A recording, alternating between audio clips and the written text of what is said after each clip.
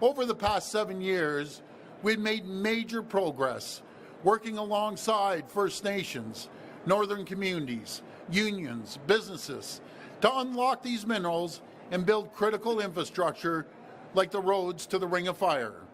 But now we need to do more and act faster to unlock these minerals in the Ring of Fire and elsewhere, so we can grow our economy and create good-paying jobs that Ontario workers can count on whatever happens south of the border. Today, I want to talk briefly about some of the items that we proposed in the recent election to protect Ontario and expand our critical minerals and mining sector. Ideas the people of Ontario gave us a strong mandate to move forward. First, I'll be making it clear to the federal government that the time for the redundant, wrong-headed impact assessment requirements, it's over, they're done.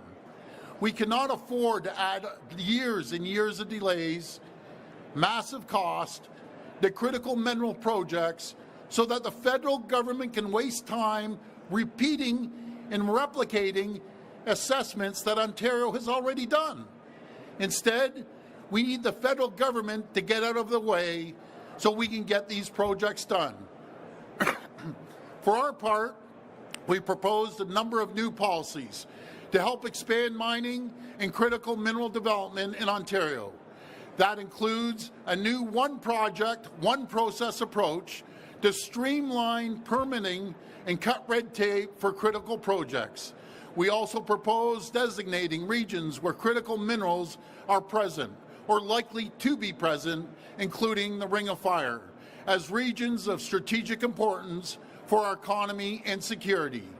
This would trigger accelerated approvals, including automatic approvals for trusted project proponents on early works. It would increase certainty around timelines and help First Nations participate in the process.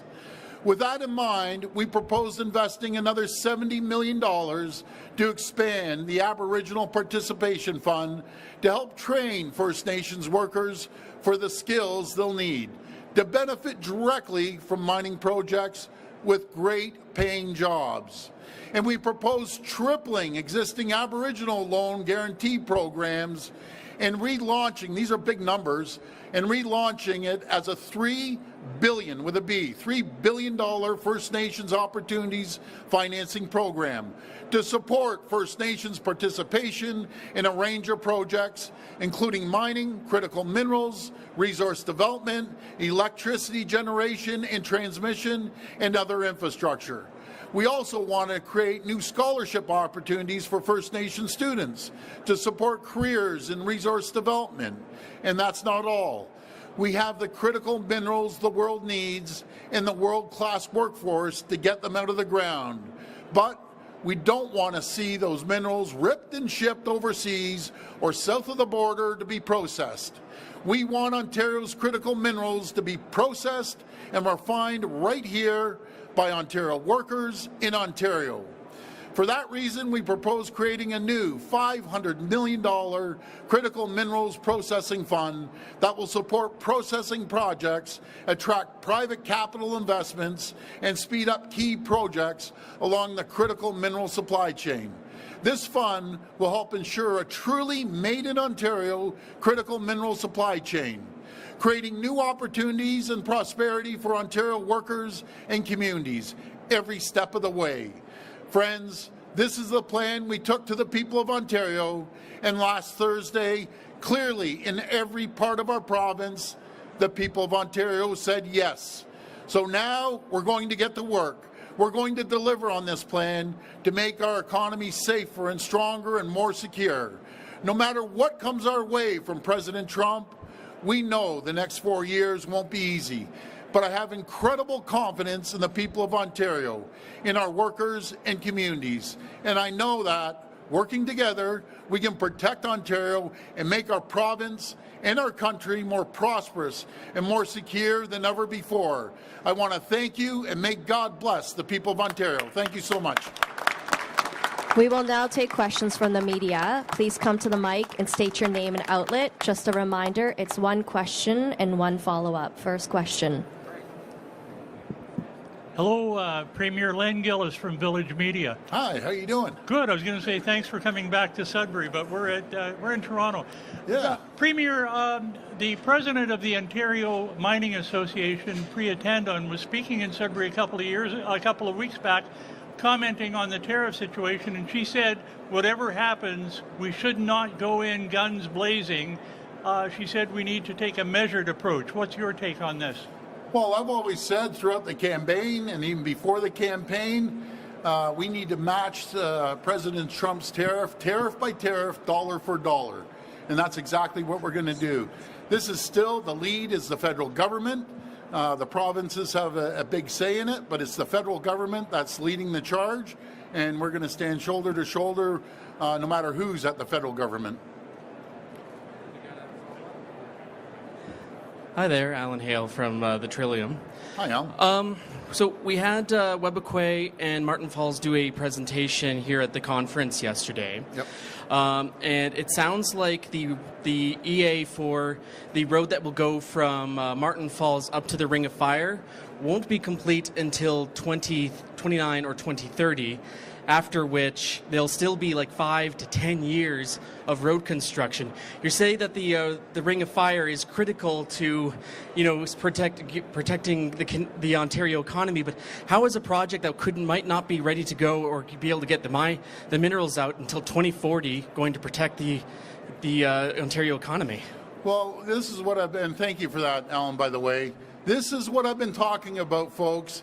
What jurisdiction in the world can take 5 to 7 to 10 years to get done? That's done. We're going to move forward. We're going to work with First Nations communities. We can't be dilly-dallying around for 5, 10 years. Well, our neighbors to the south are saying, come to the U.S., we'll get your permits for a year, and you have to invest $1 billion. That's what we're up against. Those rules have to change. If we want to survive these tariffs, literally, we need to make sure we move forward. We need to make sure that we get the federal government out of our way. No more duplication on assessments. I just love working with Webbequay and Martin Falls. Arrowland, we don't need the assessment. We're going to start building that 80 kilometers of road. I want to thank the First Nations communities for working with us, because that's going to make sure their communities are prosperous. They're going to have transmission lines. They're going to have electricity. They're going to have roads that we can get better health care and food to them. And they're on board. And I just want to thank Chief Sonny from Maryland and also Webbequay and Martin Falls chiefs for working well. But we're going to sit down and we're going to accelerate that as quickly as possible. You did put these communities in charge of this EA. This is their process. That's right. So are you saying that you're going to cut the EA on the last leg of the road shorts to make up for time? We're gonna sit down with them and have a great conversation. You know what I'm going to do? I'm going to pass it over to Minister Rickford, that's been working with First Nations communities, and we're so fortunate to have him along with George and Kevin and the whole team, Stephen as well, and the electricity that Stephen Lecce is looking at. We're going to change the makeup. But folks, if you think we're going to continue doing the same thing and get a different result, that's not going to happen. We need to move. This is survival mode. This is like I said, there's government mode. And remember back in COVID, we were able to get everything done overnight. That's the mode we're in right now. So I'll pass it over to Minister Rickford. Thank you for that, Premier. And I just want to add to the facts here. And they are simple. We are building consensus in the Ring of Fire.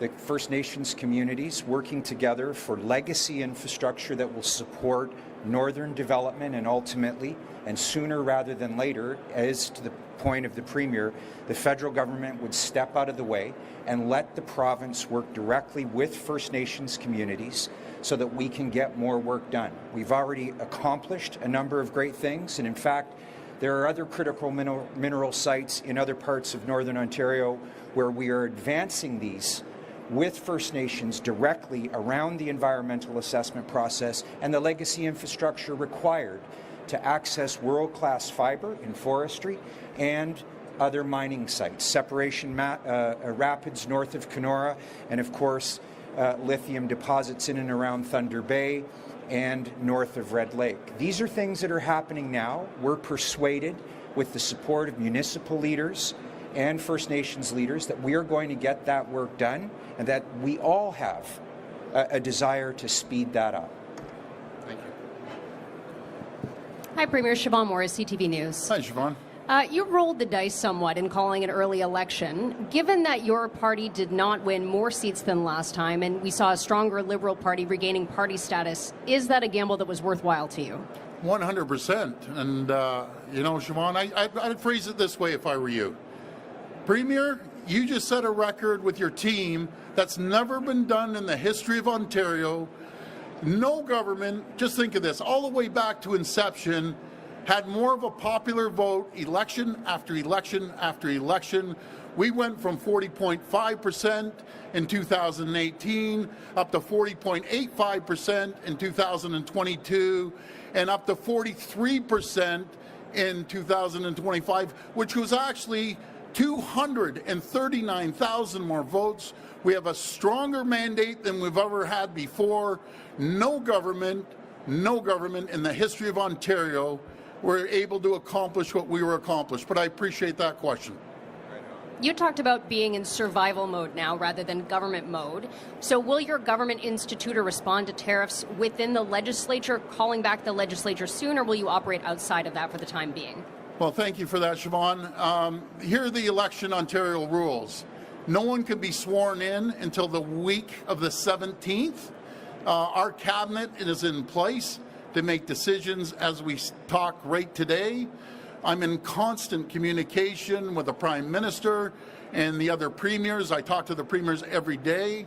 Had a good conversation with a couple of them yesterday as well. Premier Smith, myself had a great conversation. We're all on the same track. We're going into this as a united Canada. And united we stand, divided we fall, and Canada is united. Premier, you have the largest cabinet in the history of Ontario before the election. You've said we're kind of on wartime footing. Is it time to have a streamlined, more narrowly focused cabinet? Because it's getting a bit unwieldy with 36, 37 members. So are you going to slim it down? Sorry, guys, in the background. But are you going to slim it down just because you need a more narrowly focused team? No, I don't think so. The only thing we should slim down is the media. But in saying that, what we should be doing is making sure, as we see the province, since we took office, there's $150 billion when we took office. We're now increased that up to $214 billion. That's a $64 billion increase. There's over 1 million more people working today than there was 7 years ago because we created the environment and the conditions for companies to invest over $70 billion into our province. As Vic is traveling around the world, and I want to thank him for his endless travel, we have on the table right now $70 billion. Are people nervous? Yeah, they're nervous because of President Trump. We have to make sure, you have two choices here, folks. We roll over as a country and just let them run over us, or we fight like hell, like we've never fought before. I'm taking option 2. I'm fighting like hell, and we're going to protect Canada. He's underestimating the Canadian people, the resilience of the Canadian people, and the strength of the Canadian people. And Premier, on Thursday night you said that it's time to put partisanship aside and take a Team Ontario approach. So I'm wondering, have you reached out to the leaders of the opposition yet? And if you do, or when you do, what is your message to them? And are you going to try to work with them for the greater good in the next 4 years, presuming you don't go early again? Yeah, I actually talked to Marit. She's very professional. And Mike, I got to reach out to. I haven't heard anything from Bonnie Crombie. She wasn't too kind on election night. But I appreciate all of them for running. I appreciate all the candidates, no matter what party you came from, running. They sacrificed a lot, and I just want to thank them, no matter what political stripe you're from. Bonjour, Jérémy Bergeron with Radio-Canada. First question, so you won't be back before March 15. What can you do for the tariff until there, and what do you intend to do about the tariff? Well, these are a couple of things that I'm responsible for as a province. The federal government's leading the charge. The communication has been fabulous with the PM and the government as well. I said, number one, I don't start a tariff war, but we're going to win this tariff war. Right off the hop, I've directed the LCBO, we're the largest purchaser of alcohol in the world, to remove every bit of U.S. alcohol off the shelves. I know my good friend, the governor of Kentucky, he's losing his mind right now. I said, you better talk to your president. Mitch McConnell, senior senator from Kentucky, they're losing their mind. We purchase over $1 billion of alcohol, 3,600 products, 35 states. It's going to hit them. We call them the kitchen table issues. Then we're going to cancel Starlinks right away from Elon Musk. Not that $100 million makes a difference for him, but it's principle. I've directed the procurement of over $30 billion of goods, not to go to the U.S., to make sure we buy Ontario first. And if we can't find it in Ontario and we can't build it in Ontario, we go across the country. We have 51 tariff-free agreements with countries around the world. We're going to diversify our trade. I've been asking kindly for all the retailers, and by the way, this is a massive impact, folks. Over all of Canada, we purchase $800 billion with a B, $800 billion worth of goods from retailers. A lot comes in from the U.S. I love the software. People are just stepping up. I love going down the aisle of the shopping store or grocery store, and people are picking up to look at the back of the label. They've come up with software to scan it. A lot of people can't scan it. I'm asking politely until I implement it. Every retail store, when you go look at the shelf talker that has the price, we need to see a Canadian flag on that price. A lot of people can't pick it up and scan it. So please work with us, or we're going to legislate it and start onshoring goods from you're bringing around the world. There's nothing we can't build here in Ontario. Absolutely nothing. So I'm asking for their cooperation to do that. And that's billions. We buy over $300 billion right here in Ontario. So we're going to focus on that. I've never seen patriotism like this in my entire life, running wild across the country. And we're just going to keep ramping it up over and over again. So our 30 billions, it doesn't include the municipalities. And I know all 444 municipalities are on board, but we're going to make sure we legislate it that you're buying Ontario first, Canada second. And I get it. There's some products you aren't able to get. I get it. But I'll tell you one thing, we start shifting it, they're going to feel the pain. And they want to go after our families, take food off our tables, try to close down our companies. I'll tell you, we're going to fight like I've never fought before to protect Canada, to protect the people of Ontario and their businesses and their communities and their jobs. The 4 new small modular reactors planned for the Darlington nuclear generating station will rely on enriched uranium coming from the U.S. Why invest in a project that will increase Ontario reliance on the U.S.? Okay, so before I pass it over to Minister Lecce, Minister of Energy, I'll tell you this. Uranium for the U.S. comes from Saskatchewan. I've had deep conversations with my good friend, closest ally, Scott Moe, the Premier of Saskatchewan. That uranium goes over to Port Hope, Ontario to get processed. From Port Hope, it goes down to get enriched down to the U.S. I will not and cannot speak for Scott Moe.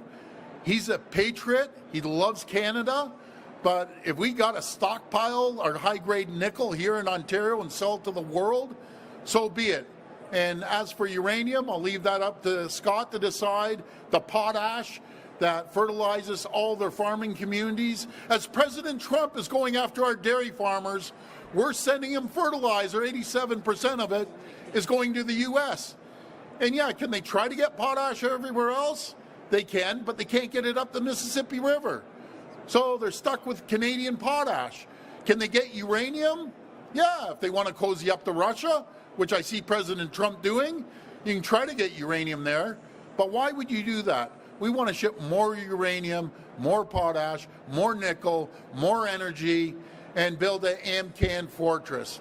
I can't for the life of me figure out why this guy's attacking his closest neighbors, allies, and friend. Hi, Premier. It's Lorenda Redekop with CBC. Hi, Lorenda. One thing that came with the election is that the Liberals now have official party status. Do you plan to change the definition of official party status and the number of seats? No. They went from a minivan up to a larger van. They went from a 10-seat minivan, now they're into the 14 long-stretched minivan. So I'll leave it up to them. I mean, up to us, and we aren't changing the rules for them. Gotcha. One of the things that also happened during the election is that you lost a seat in Etobicoke. I know you've referred to it as Ford Nation. What was that like for you? Sure. You know something, folks? I'm competitive. I want to win all 124 seats. Some you lose by a little bit, some you win by a little bit. And, you know, as you saw up north, they're doing a recount. We lost by 4 votes, a whole bunch of them. And it goes back and forth. We won some by a few votes. They won some by a few votes. But the most important thing, I got to thank the people of Ontario. We had the largest mandate and popular vote in the history of this country that no one's ever been able to do. I thank the people. Hey, good morning, Premier Colin DeMello from Global News. I know you said you're going to stick with the size of cabinet, but I'm wondering if there's going to be a major reorganization of cabinet, or the ministers who you had in the last session, you're going to continue on in the roles that they had. Well, thank you so much, Colin. I'll tell you one thing. We're going to sit down, review everything. But I'll tell you one thing. These people here, they're still in cabinet. When I call them ministers, they're still in cabinet. Are we going to switch a few things? Maybe. So let's see what happens. I want the best players on the ice. The problem is, when you have 80 players that are all the best players, that's the toughest decision you have to make in being premier.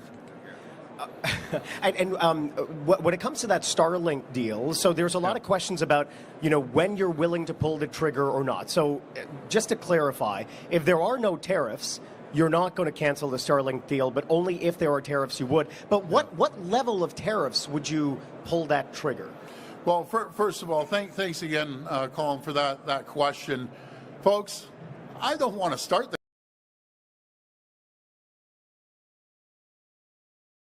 the tariff war. Premier Doug Ford. Thank you so much. Boy, well, good morning, everyone, and welcome to the largest mining show in the world. Woo-hoo! And thank you, Lisa, for that introduction. And it's so great to see everyone back here for another fantastic PDAC convention. And it's a chance for me to thank, in person, the hardworking people who make Ontario's mining sector the best in the entire world. Before we begin, I also want to acknowledge all the ministers who are here today. Minister Vic Fideli, Minister Stephen Lecce, Minister George Perry, Minister Greg Rickford, Minister Stephen Crawford, Minister Kevin Holland, and our great PA, Minister Stephen Crawford, Minister Kevin Holland, and our great PA, Rudy Cazzetto. They're all absolute champions. Thank you. And Ontario's mining and critical mineral sector, and I'm so pleased to have them on my team. Friends, you've all heard me say how important Ontario's mining sector is to every part of our province, every part of our country, and in particular in the north. In 2023, mining, smelting, and refining contributed $7.7 billion to Ontario's GDP. The sector directly employs over 35,000 people, with more than 3,100 of those jobs added since 2018. And across Ontario, tens of thousands of additional workers provide services and support. That's why mining and critical minerals are so important for the success of communities across Ontario. And that's why we need to do more to expand the sector. President Trump's tariffs are taking direct aim at our economy, at our workers, at our families, and our communities. We don't know what's coming tomorrow. I'm not even sure if President Trump knows what's coming tomorrow. We have to be prepared for anything and everything. So together, we need to build a stronger, more resilient economy in the G7 to invest, create jobs, and do business. We need to take advantage of the incredible mineral wealth, every critical mineral in the world. They need it, we have it, they want it, and we'll make sure we deliver it, as well as our incredible world-class workforce. Friends, Ontario's critical minerals and mining sector are at the heart of our plan to protect Ontario. Over the past 7 years, we've made major progress working alongside First Nations, northern communities, unions, businesses to unlock these minerals and build critical infrastructure like the roads to the Ring of Fire. But now we need to do more and act faster to unlock these minerals in the Ring of Fire and elsewhere, so we can grow our economy and create good-paying jobs that Ontario workers can count on, whatever happens south of the border. Today, I want to talk briefly about some of the items that we proposed in the recent election to protect Ontario and expand our critical minerals and mining sector. Ideas the people of Ontario gave us a strong mandate to move forward. First, I'll be making it clear to the federal government that the time for the redundant, wrong-headed impact assessment requirements, it's over, they're done. We cannot afford to add years and years of delays, massive cost, to critical mineral projects so that the federal government can waste time repeating and replicating assessments that Ontario has already done. Instead, we need the federal government to get out of the way so we can get these projects done. For our part, we proposed a number of new policies to help expand mining and critical mineral development in Ontario. That includes a new one project, one process approach to streamline permitting and cut red tape for critical projects. We also propose designating regions where critical minerals are present or likely to be present, including the Ring of Fire, as regions of strategic importance for our economy and security. This would trigger accelerated approvals, including automatic approvals for trusted project proponents on early works. It would increase certainty around timelines and help First Nations participate in the process. With that in mind, we proposed investing another $70 million to expand the Aboriginal Participation Fund to help train First Nations workers for the skills they'll need to benefit directly from mining projects with great paying jobs.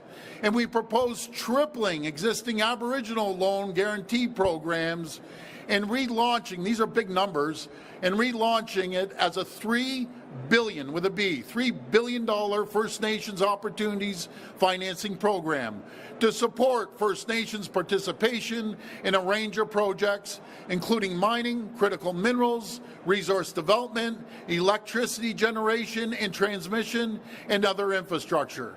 We also want to create new scholarship opportunities for First Nation students to support careers in resource development. And that's not all. We have the critical minerals the world needs and the world-class workforce to get them out of the ground. But we don't want to see those minerals ripped and shipped overseas or south of the border to be processed. We want Ontario's critical minerals to be processed and refined right here by Ontario workers in Ontario. For that reason, we propose creating a new $500 million critical minerals processing fund that will support processing projects, attract private capital investments, and speed up key projects along the critical mineral supply chain. This fund will help ensure a truly made-in-Ontario critical mineral supply chain, creating new opportunities and prosperity for Ontario workers and communities every step of the way. Friends, this is the plan we took to the people of Ontario, and last Thursday, clearly in every part of our province, the people of Ontario said yes. So now we're going to get to work. We're going to deliver on this plan to make our economy safer and stronger and more secure. No matter what comes our way from President Trump, we know the next 4 years won't be easy, but I have incredible confidence in the people of Ontario, in our workers and communities. And I know that, working together, we can protect Ontario and make our province and our country more prosperous and more secure than ever before. I want to thank you and may God bless the people of Ontario. Thank you so much. We will now take questions from the media. Please come to the